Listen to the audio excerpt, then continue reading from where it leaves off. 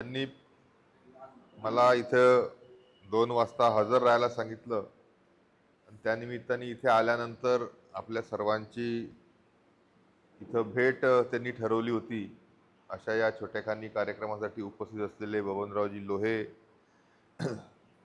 नरखेड बाजार समितीचे माजी सभापती, काटोल पंचायत समितीचे माजी सभापती शेषरावजी चापले साहेब, उपस्थित असलेल्या काटोलच्या माजी नगराध्यक्षा लक्ष्मीताई जोशी, आपल्या येथील रिपब्लिकन चळवळीतले अतिशय ज्येष्ठ आणि श्रेष्ठ नेते भीमरावजी बनसोड साहेब, उपस्थित असलेले शेतकऱ्यांसाठी सातत्याने आपलं आयुष्य वेचणारे सन्मान्य महादेवरावजी नखाते साहेब, निळकंठरावजी फुके साहेब, आपल्या नगरीचे माजी उपाध्यक्ष जितूभाऊ तुपकर, आपले काटोल पंचायत समितीचे माजी सभापती संदीपजी सरोदे, मंचावर आणि इथे उपस्थित असलेले विविध पक्षाचे सामाजिक क्षेत्रामध्ये सातत्याने आपलं काम करणारे सर्व सन्मान्य काटोल व नरखेड तालुक्यातील बंधूंनो, उपस्थित असलेल्या माझ्या भगिनींनो, अतिशय खऱ्या अर्थाने भावूक असे भाषण हे नक्कीच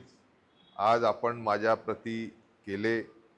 माझ्या आमदारकीच्या कारकिर्दीमध्ये प्रामाणिकपणे आपण भागाचा विकास व्हावा, जनतेचा उत्कर्ष व्हावा, शासनाच्या जास्तीत जास्त योजना आपल्या लोकांपर्यंत पोहोचाव्या यासाठी जीवाचं नक्कीच रान केलं आणि त्याची आपण दखल तेव्हा ठेवली, आजपर्यंत ठेवली, त्यासाठी मनस्वी आपला ऋणी आहे.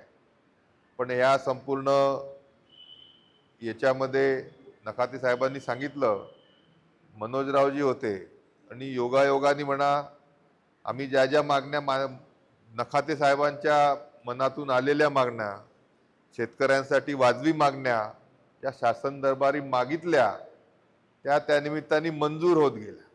आताही आम्ही 1 आठवड्यापूर्वी मुंबईला कृषी मंत्र्यांकडे बैठक घेतली. हॉर्टिकल्चर कॉलेजच्या संदर्भामध्ये असेल किंवा अजून बाकीचे विषय असतील, ड्रिपचे स्प्रिंकलरचे पैसे असतील, ते मंजूर होतात. आपण गरज पडली तर मुंडेनं मीटिंग कॅन्सल केली तर पुऱ्या राज्यात त्या निमित्त बवाल झाला.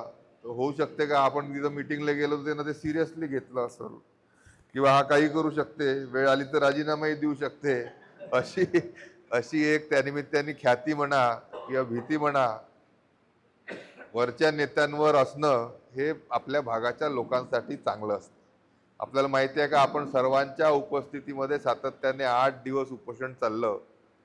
त्या उपोषणामध्ये मागणी काय होती का, वरुड मोर्शी तालुक्यामध्ये, कारंजाच्या तालुक्यामध्ये बोंडअळीग्रस्तांना नुकसान भरपाई तुम्ही दिली, आमच्या तालुक्याला, दोन्ही तालुक्याला का सोडलं, किंबहुना गारपीटग्रस्त शेतकऱ्यांना तात्काळ दिलासा देणं सरकारकडनं अपेक्षित होतं. ज्या पक्षाचा मी आमदार होतो त्याच पक्षाचे या राज्याचे मुख्यमंत्री होते, ते माझ्याच जिल्ह्याचे होते आणि 8 दिवस एक आमदार उपोषणाला बसलाय, वाजवी मागण्या आहे, रास्त मागण्या आहे, त्याच्याकडे जर तेव्हाच्या मुख्यमंत्र्यांनी लक्ष दिलं असतं आणि ह्या सगळ्या मागण्या वाजवी आहे, आम्ही याच्यातून मार्ग काढू असं जर सांगितलं असतं, तर ज्या परिस्थितीमध्ये आपण गेलो, राजीनामा फेकण्याची तयारी दाखवली केली, ती बहुतेक नसती आली. ही जाणीव देखील त्यांना झाली असेल म्हणून त्यांनी मला परत पक्षात घेतलं, घरी येऊन घेतलं, हे देखील त्यानिमित्ताने आहे. पण आज आपण पाहतो की एकेका ग्रामपंचायतीच्या सदस्यासाठी सुप्रीम कोर्टापर्यंत झगडत जातो. कुठेही आपण कोणत्याही परिस्थितीमध्ये आपलं हाती आलेलं पद हे कारकिर्दीच्या पहिले सोडत नाही. पण तुमच्या उमेदवारामध्ये, तुमच्या आमदारामध्ये ती धमक आहे की शेतकऱ्यांच्या, लोकांच्या वाजवी मागण्यांसाठी आपण कोणत्याही स्तरावर जाऊ शकतो आणि ती भीती अजूनही आहे लोकांमध्ये.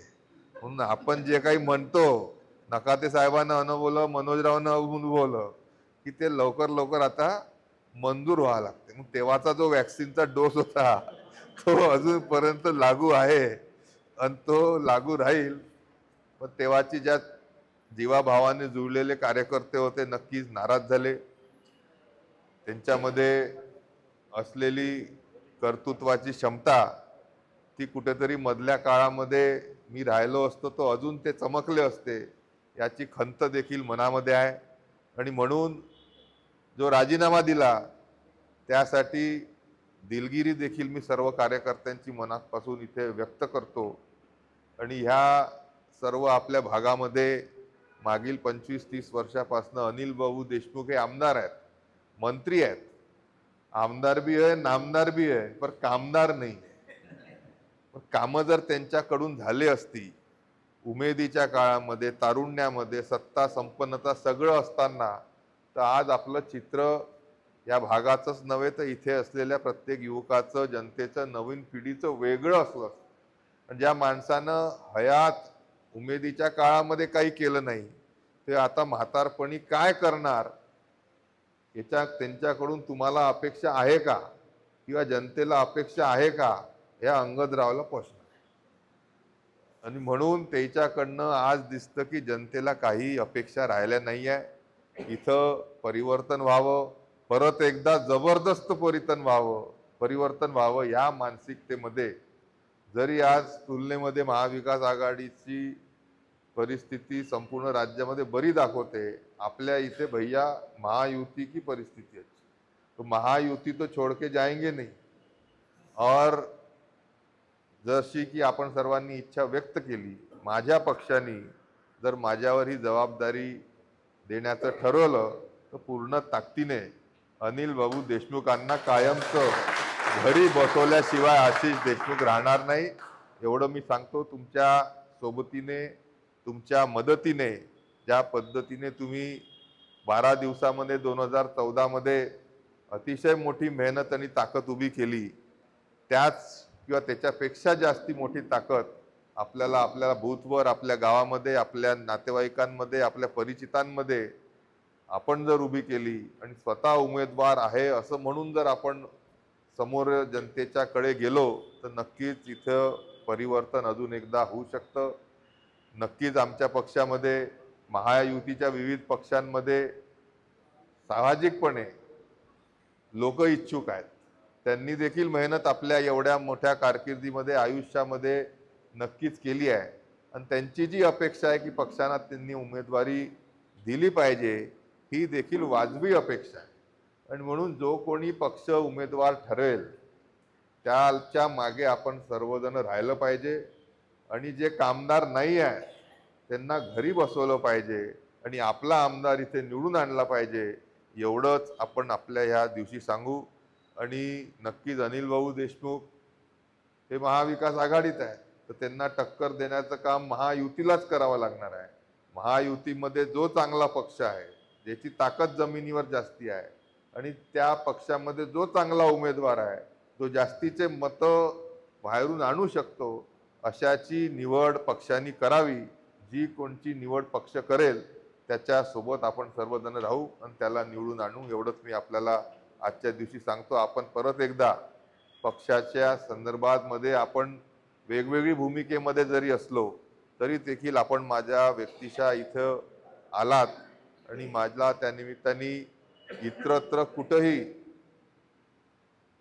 माझं नाव सावनेरमधून चालू होतं, माझं नाव नागपुरातून चालू आहे, पण तसं न होता जिथं मेल्यानंतर आपल्याला शरणावर जायचं आहे त्याच भागाचं प्रतिनिधित्व करण्यासाठी आशिष देशमुखला नक्कीच आवडेल. आणि नितीननी जसं म्हटलं तसं आता नितीनलाही त्या दृष्टीने मेहनत करणं हे गरजेचं आहे. प्रत्येकाला मेहनत करणं गरजेचं आहे. शेवटी लढाई काही ही सोपी राहणार नाही. एवढ्या वर्षाचा त्यांचा अनुभव आहे. प्रत्येक गावामध्ये, प्रत्येक जनतेपर्यंत, लोकांपर्यंत ते पोचलेले आहेत. त्यांच्या दृष्टीने ही अजून एक निवडणूक आहे, पण आपल्यासाठी ही अतिशय महत्त्वाची निवडणूक आहे. आणि ती महत्त्वाची निवडणूक आपल्या सर्वांच्या भरोश्यावर महायुती ही नक्कीच जिंकल्याशिवाय राहणार नाही, अशीच आपल्याला आजच्या दिवशी विश्वास मी देतो. पुन्हा एकदा आपण सर्वांचे मनपूर्वक आभार व्यक्त करत मी आपली रजा नक्कीच घेणार नाही.